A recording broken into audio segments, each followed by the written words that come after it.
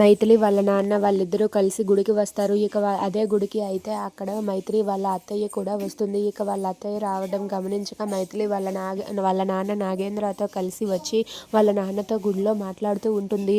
అలా మాట్లాడుతూ ఉండగా ఇంతలో ఎదురుగా అయితే వాళ్ళ అత్తయ్య సౌదామిని ఎదురు పడుతుంది. ఇక అది గమనించక మైథిలి వాళ్ళ నాన్న నాగేంద్రతో అలా మాట్లాడుతూ ఉంటుంది.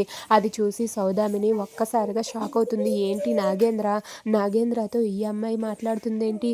నాగేంద్ర ఆ అమ్మాయి మీద చెయ్యేసి మరీ మాట్లాడుతున్నాడు అంటే ఆ అమ్మాయికి నాగేంద్ర ఏమవుతాడు ఏంటో అని చెప్పి అక్కడ ఉన్న సౌదామిని అయితే ఆలోచిస్తూ ఉంటుంది. అలా నాగేంద్ర అలాగే మైథిలి వీళ్ళిద్దరూ కూడా అంత దగ్గరుండి మాట్లాడడం చూసి అక్కడ ఉన్న సౌదామిని ఒక్కసారిగా షాక్ అయిపోతుంది.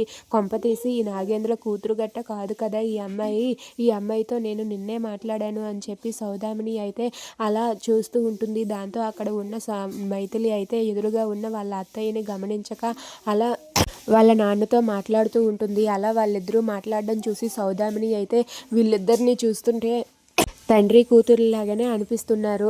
అసలు ఆ అమ్మాయికి నాగేంద్ర ఏమవుతాడో తెలుసుకోవాలి. ముందు నాగేంద్ర వెళ్ళిపోయిన వెంటనే నేను ఆ అమ్మాయి దగ్గరికి వెళ్ళి ఆ అమ్మాయితో మాట్లాడుతాను. అప్పుడు కదా నాకు నిజం తెలుస్తుంది.